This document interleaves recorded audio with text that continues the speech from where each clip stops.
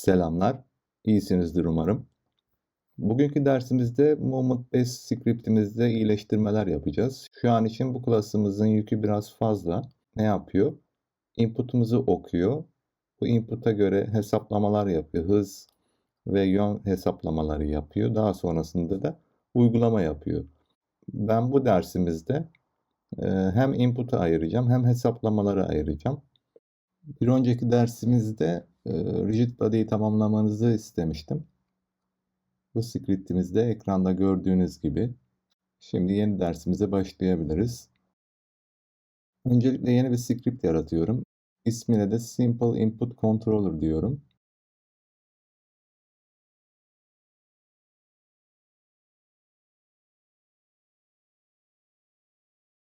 Şimdi Movement Based içinde input ile alakalı olan yerleri kesip Simple Input Controller script'ime yapıştırıyorum.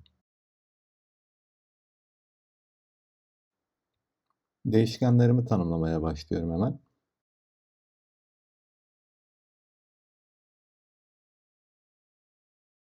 Bu vektörlerimizi daha önce update içerisinde kamera main kullanarak hesaplamıştık. Şimdi ise cache'leme dediğimiz bir yöntem kullanacağız. Yani ne yapacağız? Kameranın transformunu okuyacağız. Daha sonra da bu vektörlerimizi kamera transform üzerinden hesaplayacağız.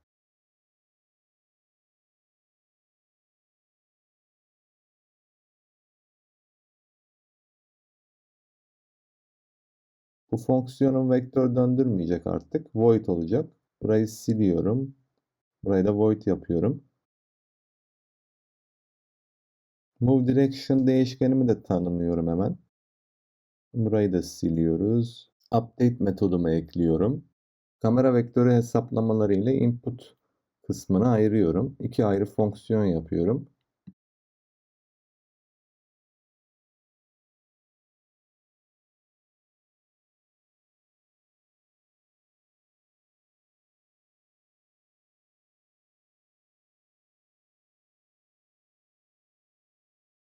Şimdi ne yaptık? Movement base'den input'umuzu ayırdık. Karakterimizi hareket ettirebilmek için eksik olan son yapı taşımızı yani yön vektörümüzü burada hesapladık. Sıra geldi.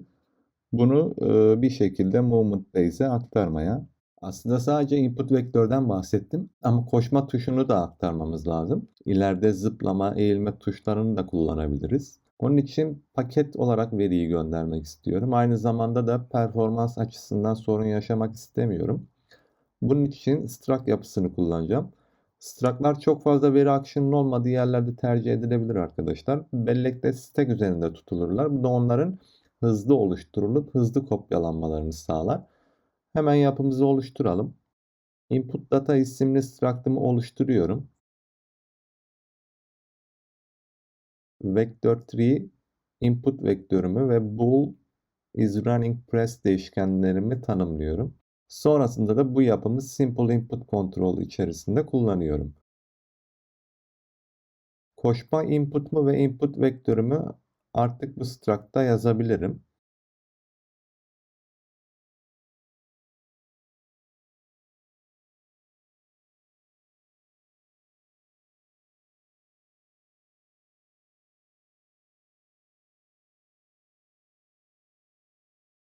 Movement base içerisinde simple input controller ve input datamı oluşturuyorum.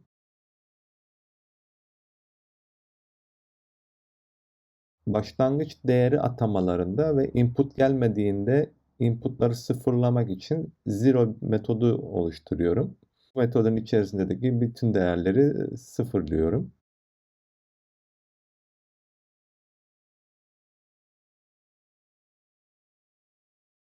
Get component ile kontrolörümü bulup atamasını yapıyorum. Buraları da temizleyelim. Controller'daki struct'ı kopyalıyorum. Burayı public yapmışız. Bunu kapsülleyip veri aktarma işini public metod üzerinden yapalım. Burada da metodumuzu çağıralım ve struct'ımızı kopyalayalım. Yer değiştirme ve yön hesaplamalarımızı yapalım.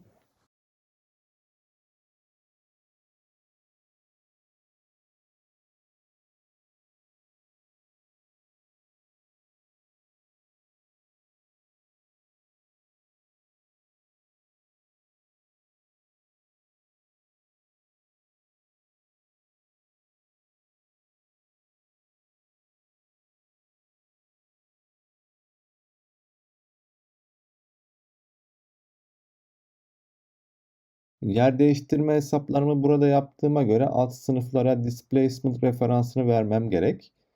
Apply metotlarının içine vector3 displacement yazıyorum.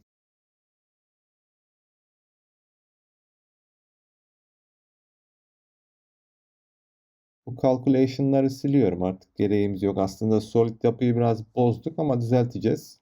Alt sınıflarda da displacement referansımı ekliyorum. Bu arada burası displacement olmayacaktı. Tabii ki quaternion olacak. Düzeltelim hemen.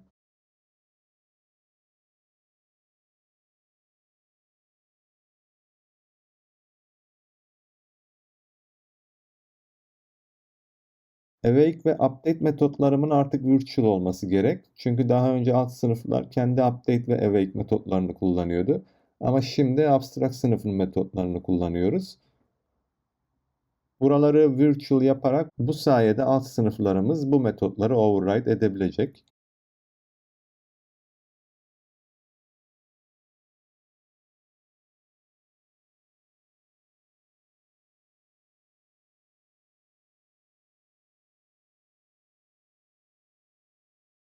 Rigid body değişikliklerimizi de aynı şekilde yapalım.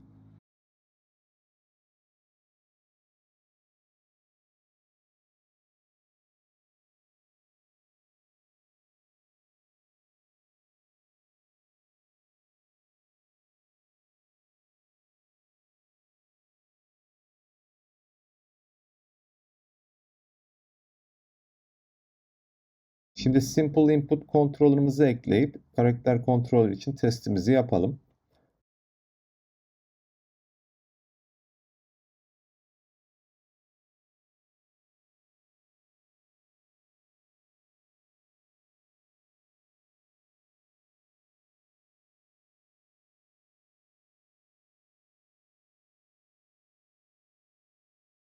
Bu değişkenlerin protected olmasına gerek yok, artık private yapabilirim. Şimdi karakter controller için her şey yolunda gitti. Bir de rigid body ile deneyelim. Ama öncesinde bir sorunumuz var. Biliyorsunuz rigid body hesaplamalarımız fixed update içerisinde olmalıydı. Bunu düzeltmemiz lazım. İlk olarak bir bool is fixed update değişkeni belirliyorum.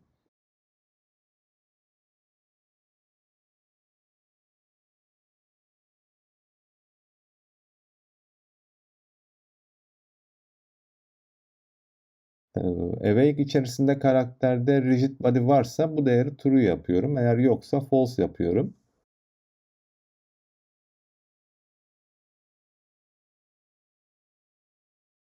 Update metodu içerisinde de bu değişkenin false ise update movement metodumu çağırıyorum. Fixed update metodunu da güncelliyorum aynı şekilde. Update movement metoduma da delta time değişkenimi ekliyorum. Bu sayede hangi update çalışıyorsa onun delta time'ını almış olacağız bu şekilde. Deneyelim. Ama öncesinde test için bir update movement metodunun başına fixed update mi değil mi diye bir log ekliyorum. Çalıştıralım. Update metodu çalışıyor. Bunun için false değeri okuyorum konsolda. Ve bir de hatamız var. Karakter kontrolü referansını eklememişiz. Ekleyelim hemen.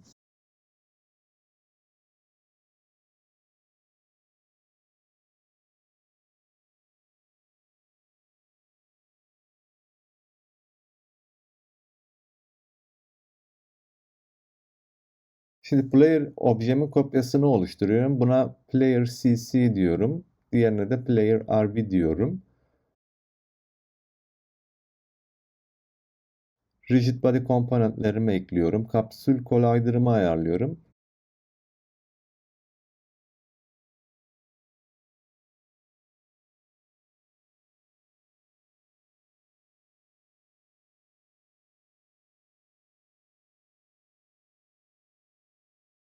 Çalıştırıyorum. Bir hatamız var. Tabii dönüş için aslında hesaplamamızı tamamlamadık.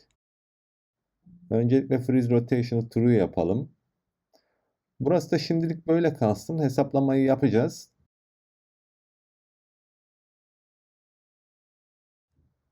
Tekrar çalıştıralım ve fix update metodunun çalıştığını görelim. Konsolda true görüyoruz. Yani fixed update'imiz çalışıyor şu an.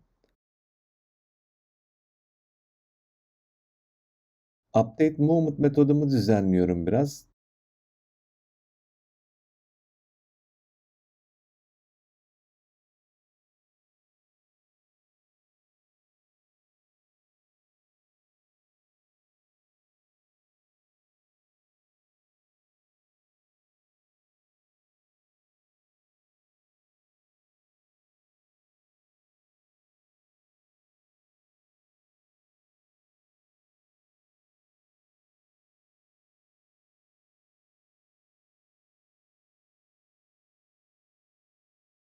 Movement based'de magnitude hesaplamalarını kaldırabilmek için input data içerisinde has input değişkenini tanımlıyorum. Zaten bu magnitude hesabını burada yapıyorum. İkinci defa yapmak istemediğim için böyle bir bool değişkeni kullanıyorum. Buraya has input false eklemeli miyim? Kararsız kaldım. Biraz bekleyelim bakalım.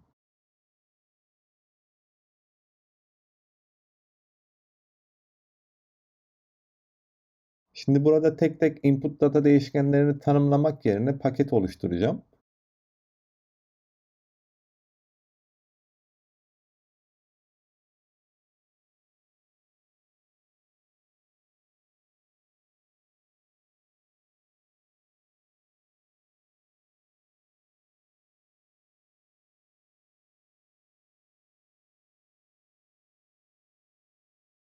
Değilse zero input datayı gönder diyorum ve evet burada anlıyorum ki has input da false yapmam gerek. Hemen güncelleyelim.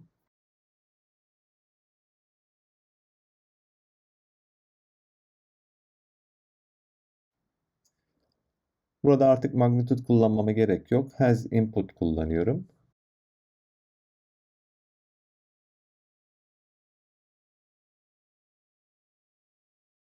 Ve çalıştırıyorum.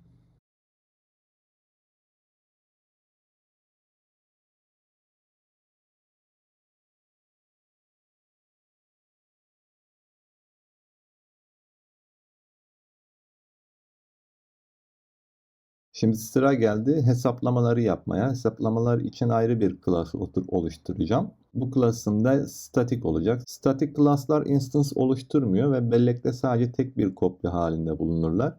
Ben genelde ana class'lara yardımcı olması için kullanıyorum hesaplamaları ve sabit değerleri burada belirtmek için kullanıyorum. Biraz sonra da yardımcı fonksiyon olarak nasıl kullanacağız onu göreceğiz.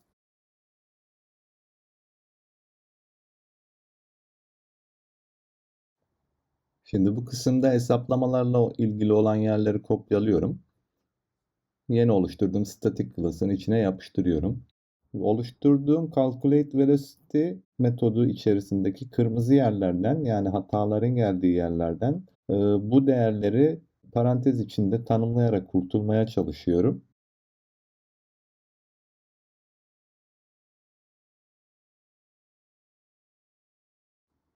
Aynı şekilde calculate rotation'ı da bu şekilde hesaplıyoruz. Değişkenlerimiz ne olacak? Current rotation, input data yine. Turn speed bu defa delta time'ımız da olacak.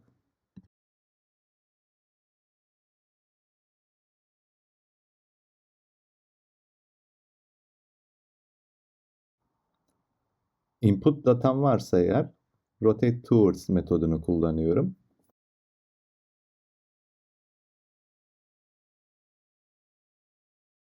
Öncesinde tabii target rotation'ı hesaplıyoruz. Look rotation ile.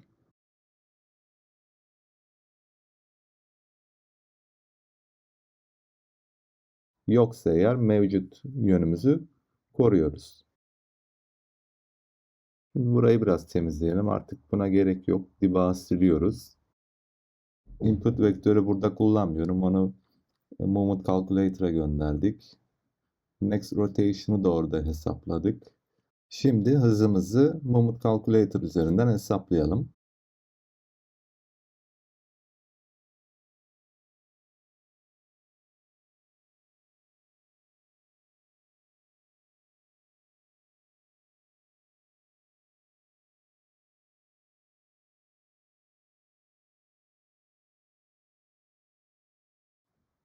Yönümüzü de aynı şekilde Movement Calculator'ın Calculate Rotation metoduyla hesaplayalım.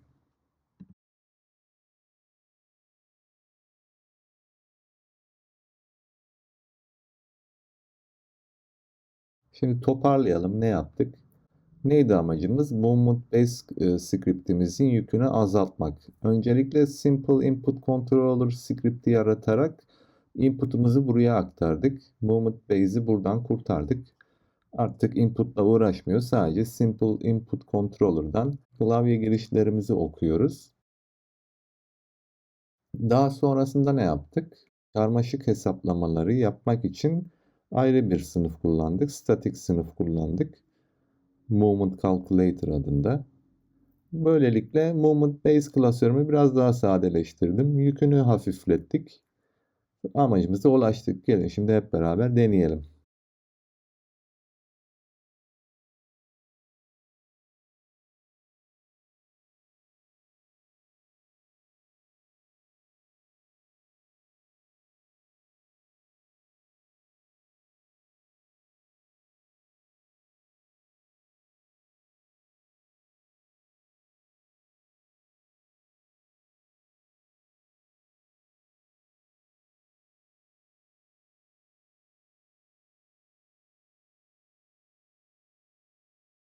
Bir sonraki ödevimizde ne olsun?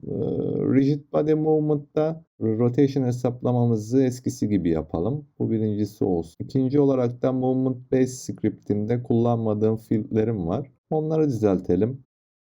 Bugünlük de bu kadardı. Bir sonraki derste görüşmek üzere.